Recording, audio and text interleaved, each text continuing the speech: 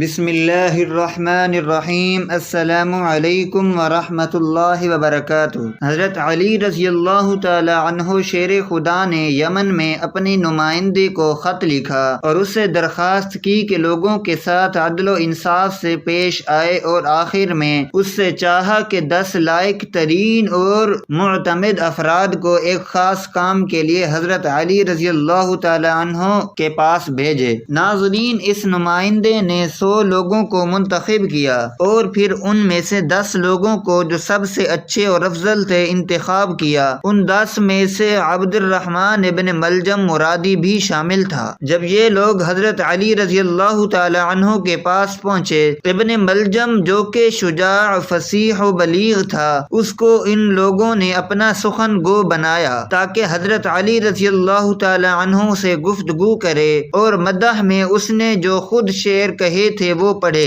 اس کی تمام باتوں میں ایک بات یہ تھی کہ ہم فخر کرتے ہیں، آپ فرمان دیں، ہم سب غلامی کریں اور ہماری تلواریں آپ کے دشمنوں کے لیے آمادہ ہیں۔ امیر المؤمنین حضرت علی رضی اللہ تعالی عنہ نے بعد میں اس کو اپنے پاس بلایا اور فرمایا، تمہارا نام کیا ہے؟ اس نے کہا، عبد الرحمن۔ حضرت علی رضی اللہ تعالی عنہ نے فرمایا، تمہارے باپ کا کیا نام ہے؟ اس نے کہا، ملجم۔ حضرت علی رضی اللہ تعالی عنہ نے کہا، کس قبیلے سے ہو؟ کہا، مراد سے۔ پھر حضرت علی رضی اللہ تعالی عنہ نے اس سے 3 مرتبہ کہا، کیا تم مرادی ہو؟ کیا تم مرادی ہو؟ کیا تم مرادی ہو؟ ابن ملجم نے کہا، جی ہاں امیر المؤمنین۔ ناظرین، اس وقت حضرت علی رضی اللہ تعالی عنہ نے زبان پر کلمہ ترجیع جاری کیا، انا للہ و انا الیہ راجعون۔ ابن ملجم صفین و نہروان کی جنگوں میں حضرت علی رضی اللہ تعالی عنہ کے ساتھ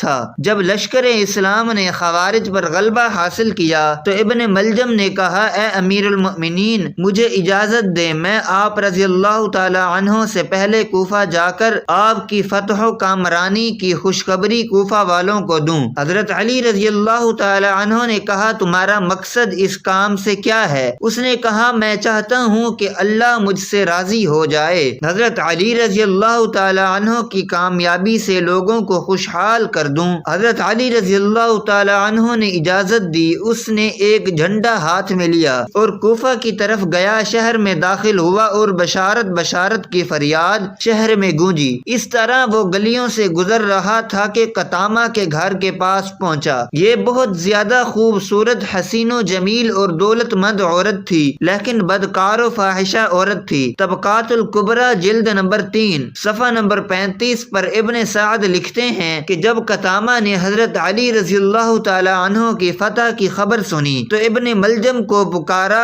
تاکہ وہ اپنے باپ اور بھائی کے بارے میں پوچھے۔ قطامہ اسے اپنے گھر لے گئی، عزت و احترام کیا اور مہمان نوازی کی۔ ابن ملجم پہلی ہی نگاہ میں اس کا عاشق ہو گیا اور اپنے دین و ایمان کو اس کے ہاتھوں میں بیچ دیا۔ قطامہ نے اپنے باپ اور بھائی کے بارے میں پوچھا جو سپاہ خوارج میں سے تھے۔ ابن ملجم نے کہا، وہ سب جنگ میں ہلاک ہو گئے۔ یہ خبر سنتے ہی وہ رونے لگی۔ ابن ملجم اس خبر کو دینے پر پشیمان ہوئے۔ قطامہ تھوڑی دیر بعد اٹھی اور دوسرے کمرے میں گئی، پھر اپنے آپ کو آرائش و زینت سے سنوارا اور واپس آئی۔ اس کو دیکھتے ہی ابن ملجم کا دل لرز گیا۔ ابن ملجم جو شہوت نفسانی میں اسیر اور اپنے اختیار کو ہاتھ سے دے بیٹھا تھا، قطامہ سے خواستگاری کی۔ قطامہ نے کہا، اگر مجھے چاہتے ہو تو میرا مہر بہت زیادہ ہے۔ ابن ملجم نے کہا، جتنا بھی ہوگا قبول کروں گا۔ قطامہ نے کہا، بہت زیادہ ہے، کچھ پیسے، جواہرات اور مشک و عنبر و عطر وغیرہ۔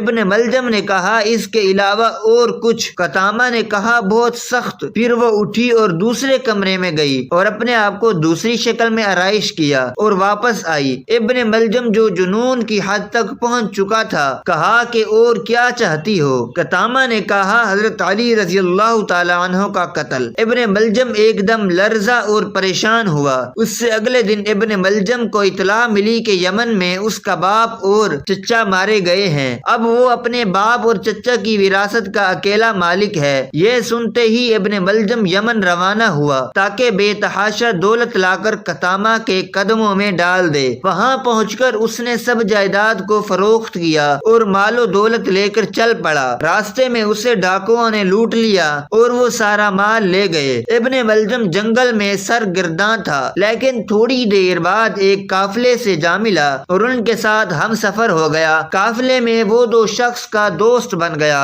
ان دونوں کا تعلق خوارج سے تھا۔ ان لوگوں نے کہا، ہم نے عہد کیا ہے کہ علی رضی اللہ تعالی عنہ، معاویہ اور عمر بن عاص رضی اللہ تعالی عنہما کو قتل کریں گے۔ اس گروہ کا نظریہ تھا یہ تینوں لوگ مسلمانوں کے درمیان اختلاف کا سبب ہیں۔ چنانچہ عبد الرحمن نے قبول کیا کہ وہ حضرت علی رضی اللہ تعالی عنہ کو شہید کرے گا۔ وہ کوفہ پہنچا اور سیدھا قتامہ کے گھر گیا۔ یہ فاحشہ اور خود فروش عورت اس کے لیے شراب لائی اور ابن ملجم مست ہوا اور پھر قتامہ کے پاؤں پر گرا اور اس کی وصال کی خواہش کی، لیکن قتامہ نے کہا، جب تک حضرت علی رضی اللہ تعالیٰ عنہ کو شہید نہیں کرو گے تب تک ایسا نہیں ہو سکتا۔ ابن ملجم جو مجنون و پاگل ہو گیا تھا، اس نے کہا، ابھی جاتا ہوں اور حضرت علی رضی اللہ تعالیٰ عنہ کو شہید کرتا ہوں۔ قتامہ نے کہا، اس طرح نہیں، بلکہ قتل کے لیے مقدمات ضروری ہیں۔ اس نے ابن ملجم کی تلوار لی اور اسے کچھ پیسے دے کر تیز کروایا، پھر کچھ درہم دے کر اس تلوار کو زہر آلود کروایا۔ اس رات بد نصیب و بے حیا نے محراب مسجد کوفہ میں داماد رسول شیر خدا حضرت علی رضی اللہ تعالی عنہ پر وار کیا اور تلوار سے ایسا زخم لگایا جس کے اثر سے 2 روز بعد 21 رمضان المبارک حضرت علی رضی اللہ تعالی عنہ شہید ہو گئے۔ کوفہ میں کوہرام مچ گیا۔ ابن ملجم کو گرفتار کر لیا گیا۔ حضرت امام حسن اپنے والد محترم حضرت علی رضی اللہ تعالی عنہ کی میت کو نجف اشرف میں دفنا کر کوفہ واپس آئے۔ حضرت علی رضی اللہ تعالی عنہ سے پیار کرنے والوں نے حضرت امام حسن رضی اللہ تعالی عنہ کو ممبر پر بیٹھ کر خطبہ دینے کا کہا۔ حضرت امام حسن رضی اللہ تعالی عنہ ممبر پر بیٹھ گئے۔ آپ رضی اللہ تعالی عنہ اتنے زیادہ غمگین تھے کہ آپ سے بولا نہیں جا رہا تھا۔ حضرت امام حسن رضی اللہ تعالی عنہ جب تھوڑے سے پرسکون ہوئے تو کھڑے ہو کر بڑے جوش سے ایک خطبہ دیا۔ خطبے کے بعد آپ رضی اللہ تعالی عنہ نے